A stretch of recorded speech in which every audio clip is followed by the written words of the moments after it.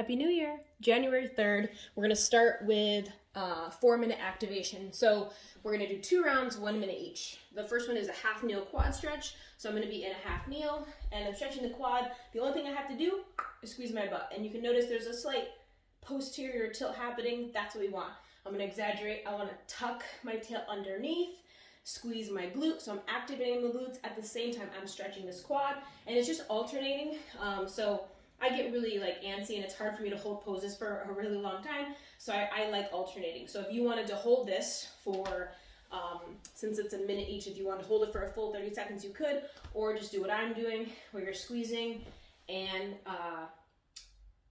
stretch posterior tilting. The reason I also like alternating is because it's easy to turn your glute on, and then as you're sitting there, your glute tends to relax. It's hard to actually keep it on. So I try to keep it on, keep it on, keep it on, and then switch, keep it on, keep it on, keep it on. Again, squeezing your glute should stretch your quad enough. If it doesn't, you are super mobile, and I don't know what's wrong with you. I'm just saying, you're gonna feel it for sure. Then you're gonna do arch lifts. So laying on your belly, putting your arms out and your feet out. I'm just lifting up. It's up to you whether you want to lift up and hold for a few seconds and then lower down. So when you lift up, it doesn't have to be just for that 1 second position.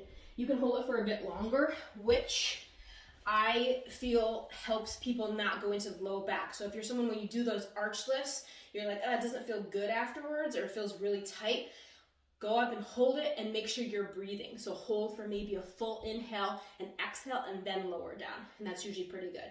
So you're gonna do this for a minute, the arch for a minute, and then just do that 2 times. So it's 4 minutes total. Then your actual workout is gonna be 100 up and overs and a death march. So the up and over, you need 1 weight of some sort.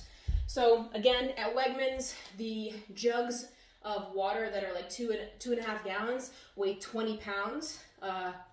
So that's pretty good. So what I'm gonna do is take this weight and do an up and over. So I'm going overhead press over my head.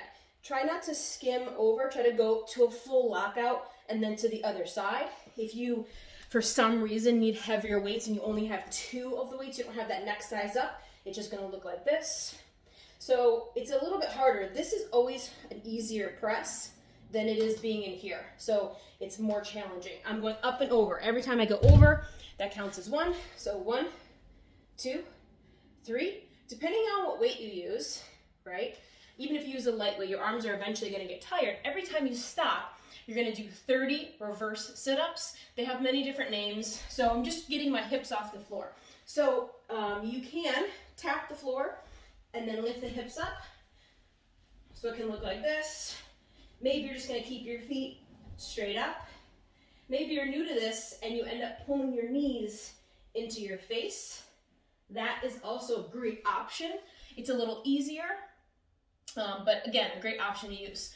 Okay, so it's 30 of those. So that's kind of a big number you're gonna feel, and that's what I want is you to feel here before you get back to the next piece. So again, you're gonna do 100 of those up and over overhead press. Every time you stop, do 30 of the hip raises. So you'll probably stop, a handful of times, 2, 3, 4 times. Okay, then immediately followed by a death march. So with a weight, without a weight, you can hold the pack on your chest. So you might strap it to the front of you if you have a backpack and kind of hug it and do your death march that way. Or you might have 2 dumbbells by your side, or maybe you only have 1, and that's okay too. When you do a death march, it's a regular walk. So if I'm just walking, my feet are they're not even a foot. It's not a foot step. It's less than 12 inches that my foot goes. So that's what I want. Just my foot goes out. I'm gonna hinge down and deadlift, and then I take another step, hinge and deadlift. Because the weights are here, that other foot also doesn't go that far out, and that's what I want. I don't want you stepping too far out to where you're going into the low back. So again, my foot goes out and I hinge. So hips go back, my knee is right over my ankle, maybe over on top of my shoelaces, but it's not any further. So it's not a squat, it is a deadlift. And you're thinking about tapping the weights. Either, sometimes I actually touch my foot, or they might touch the floor. If you have tight hamstrings, I advise you to tap the calf and not to go that far. So just kind of touch the calf, mid shin, mid leg, with the dumbbells.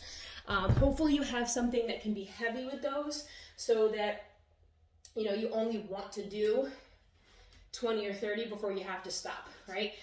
Ideally, you're doing big chunks with this one because there's 200 of them.